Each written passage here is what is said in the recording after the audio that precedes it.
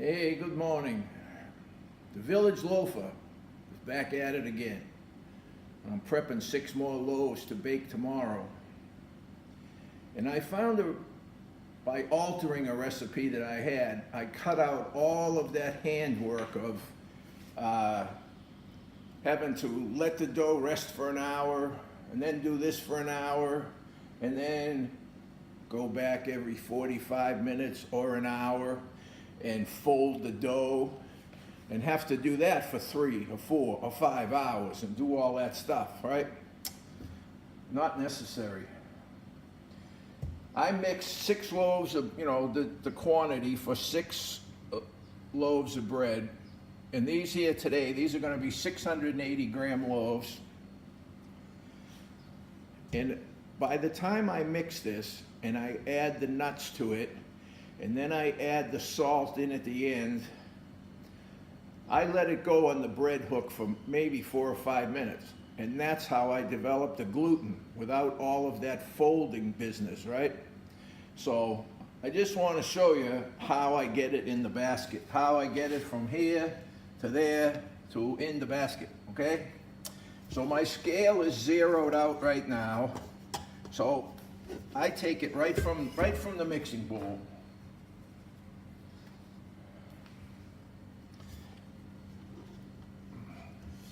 Almost everybody puts it out and lets it rest, and you got to knead it and do all this other stuff that I think is just crazy. It's a lot of work, man.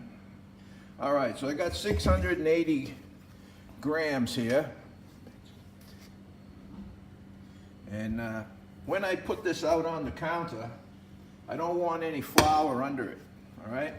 I don't want any flour under it. I'm going to show you why in a minute. All right? Because what I do, see how this dough is nice? It's not sticky. It's got beautiful extensibility and gluten. So you push the dough all out like this.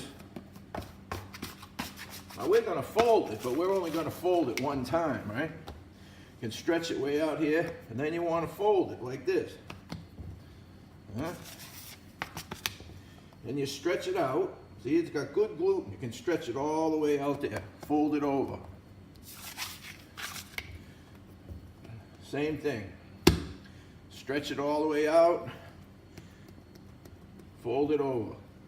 Just keep stretching and folding it over. I don't do it in like quarters. I more do it in like, 5 or 6 times around. Once you get it like this, flip it over. That's now the bottom, right? And then what you want to do is this. Now when I'm doing this, I'm actually pushing my hands underneath it like this to stretch the top. And when I'm spinning it on the counter with no flour under it, the surface tension is also pulling this. What you want to do is you want to pull this gluten so this acts like a skin on the top. So that when you take the dough out of the basket tomorrow, it doesn't just go like a pile of mud, right? You want it to hold its shape, right? So this is what you do. I'm pushing my hand underneath it, and I'm pushing down on it when I spin it on the counter. And that's pulling the dough nice and tight. And you don't have to do a lot. Push down on the dough, and it's kind of sticking to the counter just a little bit, just enough to pull the gluten tight on the outside, right? And just before you put it in the basket, that's when you put a nice little layer of flour on the outside, right? A little bit more spinning. Then my basket is already floured, and then this is the top of the bread, right? So it's gonna go in the basket in the bottom, right? And that's how you get it in the basket. So once you get it in the basket, then you do want to put a little flour on the top like that. Because also what I'm gonna do, stay right here. I'm gonna leave that in the basket, but I'm gonna leave it outside for, 2 or 3 hours, maybe a little more. And I'm going to watch it. I'm going to let it rise up some outside here. And it's also relaxing. When I see this get maybe 40% bigger. Then I just take one of Ticky's shower caps and I put it on here like this, and then it goes in the refrigerator for, depending when I put it in. I'm putting these in the morning, so these are gonna get probably a good 16 or 18 hours in the refrigerator with a slow ferment. And what that does is that really intensifies the sourdough flavor, all right? So we do like this to get it in the bowl, and we don't have to do all of that folding every 5 hours. As you can see, I'm taking it directly from the mixing bowl right into the basket, right?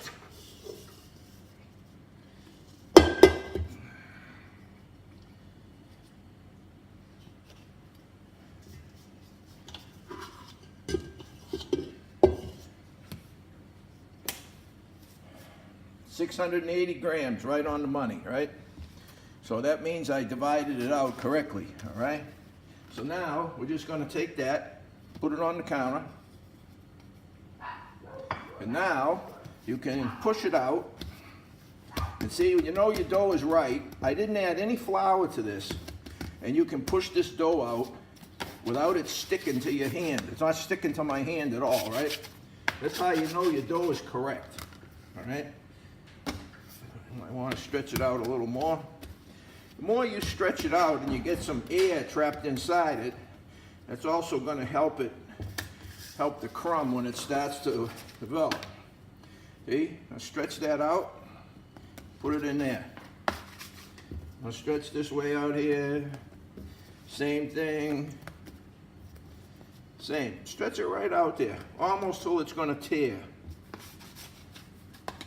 Same. Take this here, cover that whole thing. Looks like it needs one more right here. Now, that becomes the bottom. Like that. Notice no flour on the counter. Hands are going underneath, and we're spinning, and I'm pushing down as I spin. So it tightens up the top. We're going to tighten that gluten and make like a skin over this bread. So when it starts expanding, as it proofs, it holds its shape. And when I dump it out of the basket tomorrow, it's going to stay in a nice shape and not like mud, you know? So that's what we're doing. And this is a very easy way to do it.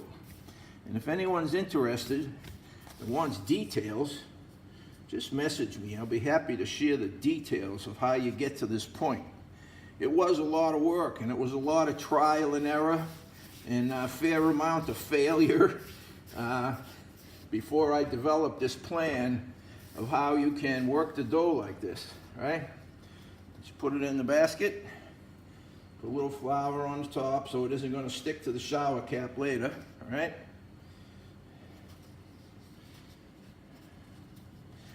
That's how we do it, all right?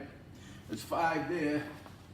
And I got one more over here. So we've got 6 here that I'm going to set over here now and let them proof out a little bit. And then when I think they're proofed out enough, then I'm going to stick them in the refrigerator, because if I left them out, they're going to overproof, and then they're going to be very heavy. And we don't want that. So thanks for tuning in to the Village Loafer. I always show you videos and pictures of the final product, but now you see a little bit more about what goes into getting to a nice golden brown, beautiful loaf of bread.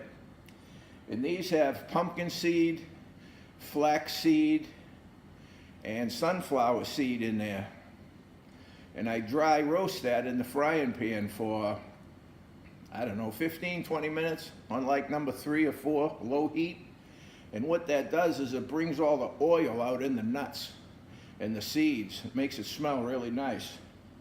And I also have about 4 tablespoons of honey in here. Honey from my beehive, about 4 tablespoons in here. And that also helps to feed the yeast to make it proof better, right? And I'm sure it gives it better flavor too. So with the roasted nuts, the sourdough flavor, a little bit of honey in there, This bread tastes fantastic. I wish I could share it with everyone. Thanks for tuning in. See you on the next episode of The Village Loafer. Bye-bye.